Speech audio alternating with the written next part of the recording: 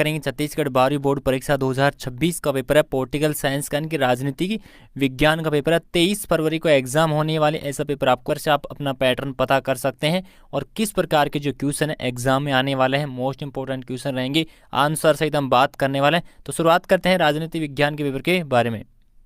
जी हाँ दोस्तों, ये आपके सामने यहाँ पे दे रखा है 12वीं क्लास का राजनीति विज्ञान का पेपर है और 80 मैक्सिमम मार्क्स रहेंगे, 3 घंटे का एग्जाम रहने वाला है। तो शुरुआत करते हैं यहाँ पे फर्स्ट क्वेश्चन के बारे में। पहले का जो खंड ए है उसके अंदर पहला क्वेश्चन है, शीत युद्ध का सबसे बड़ा प्रतीक माना प्रतीक था। तो पहले क्वेश्चन में ए ऑप्शन क्या हो जाएगा, राइट आंसर हो जाएगा। उसके बाद में होता है 2 नंबर क्वेश्चन, गंगा नदी पानी बंटवारा फरक्का संधि किन देशों के बीच में हुई है। तो इसमें ए ऑप्शन क्या हो जाएगा, राइट आंसर हो जाएगा, इंडिया और बांग्लादेश। नेक्स्ट आता है 3 नंबर क्वेश्चन, मानवाधिकार को कितने कोटियों में रखा गया है। तो 3 नंबर क्वेश्चन में इससे ऑप्शन क्या हो जाएगा दोस्तों, राइट आंसर हो जाएगा। 4 नंबर क्वेश्चन आता है, भारतीय जनसंघ के संस्थापक कौन थे। तो 4 नंबर क्वेश्चन में ऑप्शन क्या हो जाएगा, राइट आंसर हो जाएगा। 5 नंबर क्वेश्चन में, राजनीति में गठबंधन का युग कब शुरू हुआ। 5 नंबर क्वेश्चन में द ऑप्शन क्या हो जाएगा, राइट आंसर हो जाएगा 1989।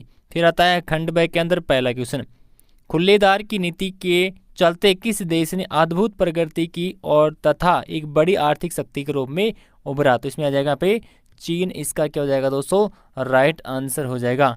नेक्स्ट आता है 2 नंबर क्वेश्चन, पूरी बंगाल का नामकरण पूरी पाकिस्तान कब कर दिया गया। 1956 के अंदर। नेक्स्ट आता है 3 नंबर क्वेश्चन, पंडित नेहरू की मृत्यु के बाद कौन कार्यवाही प्रधानमंत्री बने। तो इसमें लिखेंगे गुलजारी लाल नंदा। क्या हो जाएगा दोस्तों इसमें, गुलजारी लाल नंदा। नेक्स्ट आता है सिंडिकेट से क्या तात्पर्य है। सिंडिकेट का मतलब होता है कांग्रेस पार्टी के जो भीतर जो ताकतवर और प्रभावशाली वरिष्ठ नेताओं का समूह सिंडिकेट कहते हैं। आपातकाल की घोषणा किस प्रधानमंत्री के समय हुई। तो इसमें लिख सकते हैं आप इंदिरा गांधी, इंदिरा गांधी। नेक्स्ट क्वेश्चन की बात करते हैं, बड़े क्वेश्चन आते हैं 2 नंबर क्वेश्चन, यूरोपीय संघ भारत से क्यों घनिष्ठता बढ़ाना चाहता है। सांस्कृतिक वैश्वीकरण के 2 सकारात्मक प्रभाव क्या है। वैश्वीकरण की उत्पत्ति के कोई 2 कारण क्या है। जनता के विभिन्न वर्गों के लिए विकास का अर्थ अलग अलग क्यों होता है। सन 1986 में भारत कांग्रेस के वरिष्ठ नेताओं ने इंदिरा गांधी को भारत के प्रधानमंत्री के लिए क्यों समर्थन दिया था। 1980 के अंतिम वर्षों में देश में कुछ ऐसे 2 परिवर्तन हुए जो हमारी राजनीति पर लंबे समय तक प्रभाव डालने वाले थे, स्पष्ट करना होगा। फिर आता है लघुतात्मक प्रश्न दे रखे 8 नंबर क्वेश्चन, भौगोलिक निकटता का क्षेत्रीय संगठनों के गठन पर क्या असर होता है, समझाना होगा। वर्तमान संदर्भों में संसाधनों की भू राजनीति को 3 बिंदुओं को में स्पष्ट कीजिए। विश्व में उभरे पर्यावरण आंदोलन के कोई 3 कारण लिखना होगा। उसके बाद में आता है 11 नंबर क्वेश्चन, उन प्रमुख राजनीतिक दलों की सूची बनाना होगा जिनकी जड़ें समाजवादी आंदोलन के साथ जुड़ी हुई है। 12 नंबर क्वेश्चन आता है, सन 1971-72 के समय देश की सामाजिक आर्थिक दशा किन समाजवादी आंदोलन के साथ जुड़ी हुई है, संक्षेप में स्पष्ट करना होगा। फिर आता है 13 नंबर क्वेश्चन, सोवियत प्रणाली क्या है। सोवियत अर्थव्यवस्था को किसी पूंजीवादी देश की अर्थव्यवस्था से अलग करने वाली किन्हीं 3 विशेषताओं का लिखना होगा। अथवा के अंदर भी पूछा गया शॉक थेरेपी क्या थी, क्या साम्यवाद से पूंजीवाद की तरफ संक्रमण का यह सबसे बेहतर तरीका था। 3 बिंदुओं से स्पष्ट करना होगा। 14 नंबर क्वेश्चन था, भारत की भांति पाकिस्तान में लोकतंत्र की जड़ें मजबूत क्यों नहीं हो सकी जबकि दोनों का इतिहास एक जैसा है, समझाएंगे। अथवा के अंदर भी दे रखा है दक्षिण एशिया में लोकतंत्र का करेंगे। 15 नंबर क्वेश्चन में आता है, आंतरिक सुरक्षा को स्पष्ट कीजिए, आंतरिक सुरक्षा की अपेक्षा बाहरी सुरक्षा क्यों महत्वपूर्ण है। अथवा के अंदर दे रखा है, सुरक्षा की अपारंपरिक धारणा स्पष्ट कीजिए। सुरक्षा को अपारंपरिक खतरों में से एक प्रमुख पर्यावरण का लगातार बढ़ रहा प्रदूषण है। उदाहरण देते हुए इस कथन की स्पष्ट करेंगे, पुष्टि करेंगे।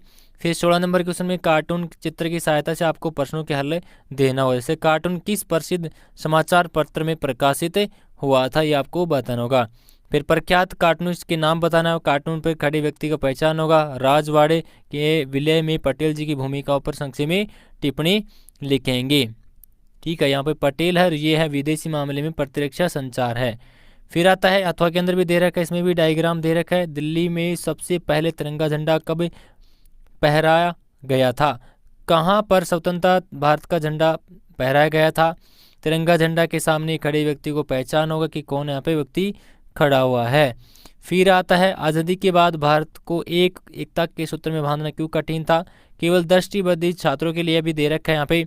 सरदार पटेल द्वारा राष्ट्रीय एकता के लिए किए गए योगदान का उल्लेख करना होगा। अथवा के अंदर पूछा गया राष्ट्र निर्माण के समय देशी राजवाड़ों का विलय करने में कौन सी समस्या सामने आई। 17 नंबर क्वेश्चन में आता है यह कहना कहाँ तक उचित है कि भारत में कुछ सहमति बनाने में गठबंधन सरकार ने सहायता की है, स्पष्ट करेंगे। अथवा के अंदर पूछा है सामाजिक रूप से कमजोर वर्गों पर राजनीतिक सशक्तिकरण का वर्णन करेंगे। फिर आता है 18 नंबर क्वेश्चन, हालांकि संयुक्त राष्ट्र संघ युद्ध और इसके उत्पन्न विपदाओं को रोकने में नाकामयाब रहा, लेकिन विभिन्न देश अभी भी इसे बनाए रखना चाहते हैं। संयुक्त राष्ट्र संघ को एक अप्रिय संगठन मानने के कारण है। अथवा के अंदर भी पूछा गया संयुक्त राष्ट्र संघ में सुधार का अर्थ क्या है। सुरक्षा परिषद के ढांचे में बदलाव होगा, इस कथन का सत्यापन करना होगा। भारत की परमाणु नीति निःशक्तिकरण में सहायता व्याख्या करेंगे। फिर अथवा के अंदर दे रखा है विदेश नीति प्राय राष्ट्रीय हितों से प्रभावित होती है, क्या आप इस विचार से सहमत है। अपने उत्तर के समर्थन में तर्क देना होगा। 20 नंबर क्वेश्चन आता है उन प्रमुख प्रवृत्तियों को बताएं जो भारतीय एकता अखंडता के लिए खतरा पैदा कर सकते हैं। अथवा के अंदर पूछा गया हर क्षेत्रीय आंदोलन अलगाववादी मांग की तरफ अग्रसर नहीं होता है, कुछ उदाहरण देकर इस तथ्य की व्याख्या करेंगे। 200 पेपर कंप्लीट हो चुका है, तो प्लीज वीडियो को लाइक कर चैनल को जरूर सब्सक्राइब करें। धन्यवाद।